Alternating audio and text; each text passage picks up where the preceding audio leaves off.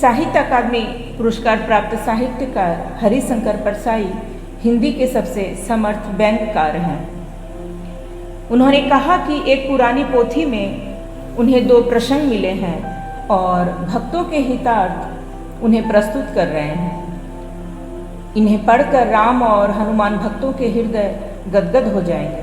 पोथी का नाम नहीं बताऊंगा क्योंकि चुपचाप पोथी पर रिसर्च करके मुझे पीएचडी लेनी है। पुराने ज़माने में लिखे 10 पन्ने भी किसी को मिल जाए तो उसे मज़े में उनकी व्याख्या से डॉक्टरेट मिल जाती है। इस पोथी में 40 पन्ने हैं, यानी 4 डॉक्टरेटों की सामग्री है। इस पोथी से राम कथा के अध्ययन में एक नया अध्याय जुड़ता है। डॉक्टर कामिल बुल्के भी इससे फ़ायदा उठा सकते हैं। पोथी में लिखा है, जिस दिन राम रावण को परास्त करके अयोध्या आए, सारा नगर दीपों से जगमगा उठा। यह दीपावली पर्व अनंत काल तक मनाया जाएगा। पर इसी पर्व पर व्यापारी खाता बही बदलते हैं और खाता बही लाल कपड़े में बांधी जाती है। प्रश्न है, राम के अयोध्या आगमन से खाता बही बदलने का क्या संबंध और खाता बही लाल कपड़े में ही क्यों बांधी जाती है? बात यह हुई कि जब राम के आने का समाचार आया तो व्यापारी वर्ग में खलबली मच गई। वे कहने लगे, सेठ जी अब बड़ी आफत है। शत्रुघ्न के राज में तो पोल चल गई, पर राम मर्यादा पुरुषोत्तम है। वे सेल्स टैक्स और इनकम टैक्स की चोरी बर्दाश्त नहीं करेंगे। वे अपने खाता बही का जांच करवाएंगे और अपने को सजा होगी।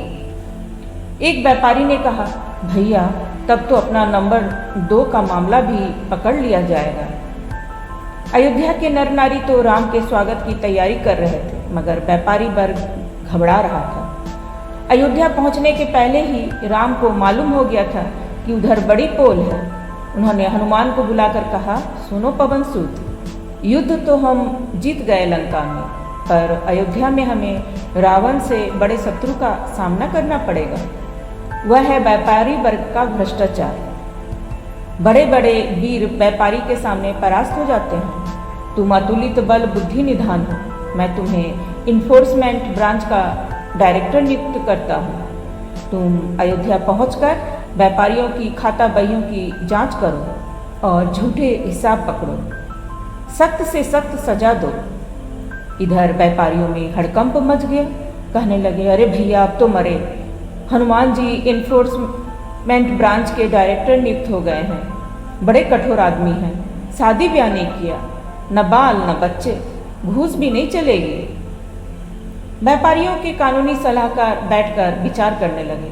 उन्होंने तय किया कि खाता बही बदल देना चाहिए। सारे राज्य में चैम्बर ऑफ कॉमर्स की तरफ से आदेश चला गया कि ऐन दीपोत्सव पर खाता बही बदल दिए जाए। फिर भी व्यापारी वर्ग निश्चिंत नहीं हुआ। हनुमान को धोखा देना आसान बात नहीं थी। वे अलौकिक बुद्धि संपन्न थे।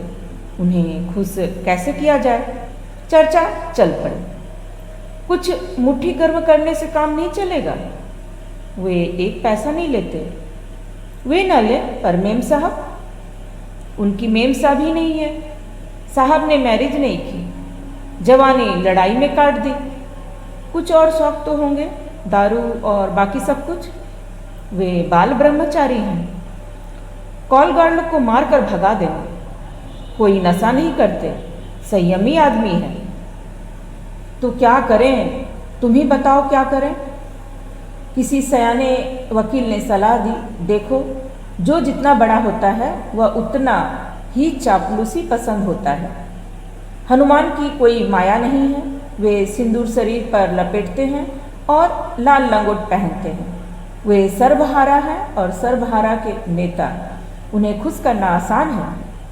व्यापारी खाता बही लाल कपड़े में बांध कर रखें। रातों रात खाते बदल गए और खाता बहियों को लाल कपड़े में बांधा गया। अयोध्या जगमगा उठी। राम, सीता, लक्ष्मण की आरती उतारी गई। व्यापारी वर्ग ने भी खुलकर स्वागत किया। वे हनुमान को घेरे हुए उनकी जय भी बोलते रहे। दूसरे दिन हनुमान कुछ दरोगाओं को लेकर अयोध्या के बाजार में निकल पड़े। पहले व्यापारी के पास गए, बोले खाता बही निकालो, जांच होगी। व्यापारी ने लाल बस्ता निकालकर आगे रख दिया। हनुमान ने देखा लंगोट का और बस्ते का कपड़ा एक है। खुश हुए, बोले, मेरे लंगोट के कपड़े में खाता बही बांधते हो? व्यापारी ने कहा, हाँ बलबुद्धि निदान, हम आपके भक्त हैं, आपकी पूजा करते हैं, आपके निशान को अपना निशान मानते हैं। हनुमान गदगद हो गए। व्यापारी ने कहा, बस्ता खोलूं, हिसाब की जांच कर लीजिए। हनुमान ने कहा, रहने दो, मेरा भक्त बेईमान नहीं हो सकता। हनुमान जहाँ भी जाते लाल लंगोट के कपड़े में बंधे खाता बही देखते। वे बहुत खुश हुए। उन्होंने किसी हिसाब की जांच नहीं की। रामचंद्र को रिपोर्ट दी कि अयोध्या के व्यापारी बड़े ईमानदार हैं, उनके हिसाब बिल्कुल ठीक हैं। हनुमान विश्व के प्रथम साम्यवादी थे। वे सर्वहारा के नेता थे। उन्हीं का लाल रंग आज के साम्यवादियों ने लिया है। पर सर्वहारा के नेता को सावधान रहना चाहिए कि उसके लंगोट से बुर्जुआ अपने खाता बही न बांध लें।